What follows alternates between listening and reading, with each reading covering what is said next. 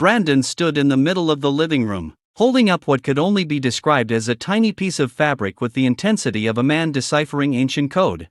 "This," he said slowly, stretching the waistband between his fingers, "is not 6 to 12 months. From the couch, Julia barely looked up from her phone. "What do you mean?" "It said 6 to 12. I saw it. Very clear." Brandon raised an eyebrow. "Yeah, 6 to 12, what, hamsters? This wouldn't fit a baby unless the baby is a potato." Julia finally looked up, her expression shifting from casual confidence to mild concern. She stood, walked over, and took the outfit from his hands. It was a tiny denim romper with 2 straps and decorative buttons that seemed purely symbolic. "It's cute," she insisted. "It's microscopic," Brandon countered. "I've seen doll clothes bigger than this. I'm pretty sure this is for, like, a very fashionable squirrel." Julia held it up against her own torso, as if visual comparison would magically solve the mystery. "Maybe American babies are smaller?" Brandon blinked. "Julia, no, that's not how countries work." She frowned, squinting at the tag. "It says 6 to 12. "Exactly," Brandon said, "but I think they forgot to add the word years."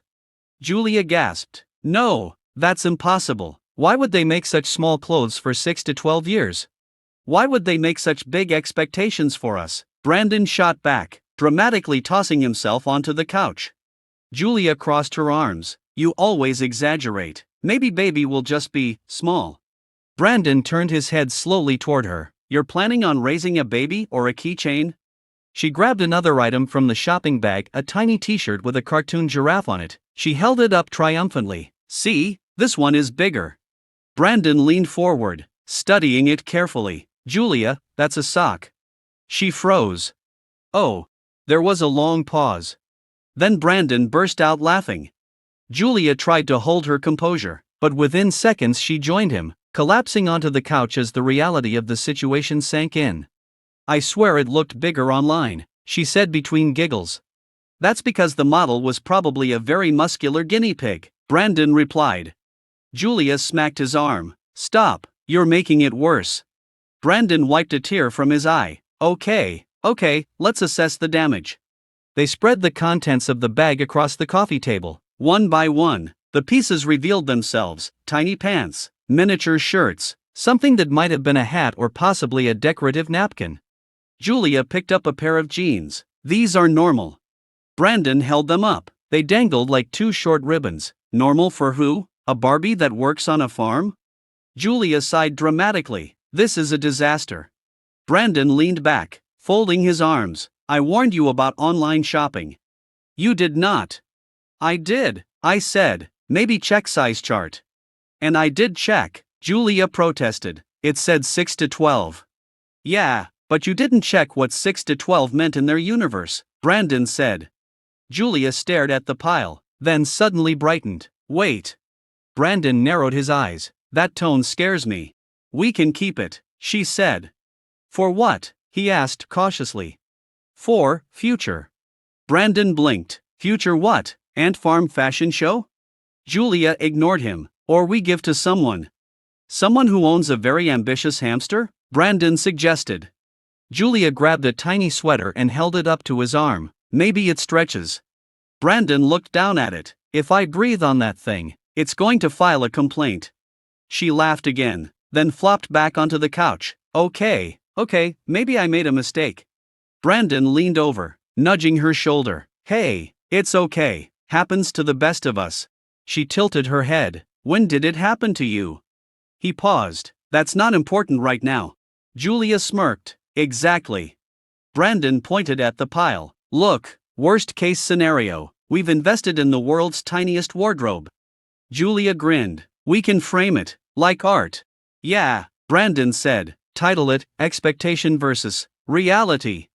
They both laughed again, the tension dissolving completely. After a moment, Julia sat up. "You know what? We go shopping tomorrow. Real store, no guessing."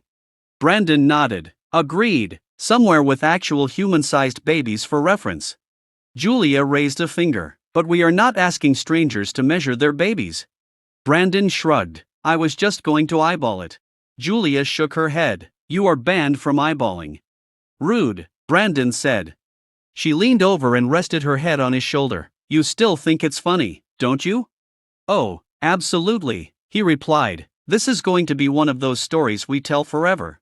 Julia smiled. Like, remember when I tried to dress our baby like a teacup?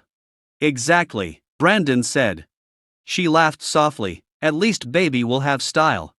Brandon looked at the tiny outfit again. If style means wearing something smaller than a sandwich, then yeah. Julia nudged him. Stop it. He grinned. I can't. This is comedy gold. She sighed, but she was smiling. Fine, laugh now, but tomorrow, I choose your clothes. Brandon froze. Wait, what? Julia's smile turned mischievous. Yes, and I will not check size chart. Brandon sat up straight. Okay, let's not make any rash decisions.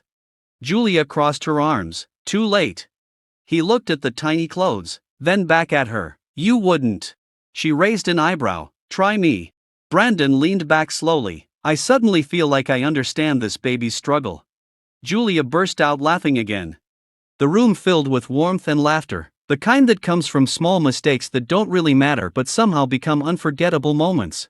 After a while, Brandon gathered the tiny clothes into a neat pile. We'll figure it out, he said. Julia nodded. We always do. He held up the smallest piece, a little sock no bigger than his thumb. But seriously, what even is this? Julia leaned over, squinting at it. Maybe, glove? Brandon stared at her. Then they both lost it again. And somewhere in that pile of impossibly small fabric, between the laughter and the teasing, was a reminder that sometimes the best memories come from things not fitting quite right.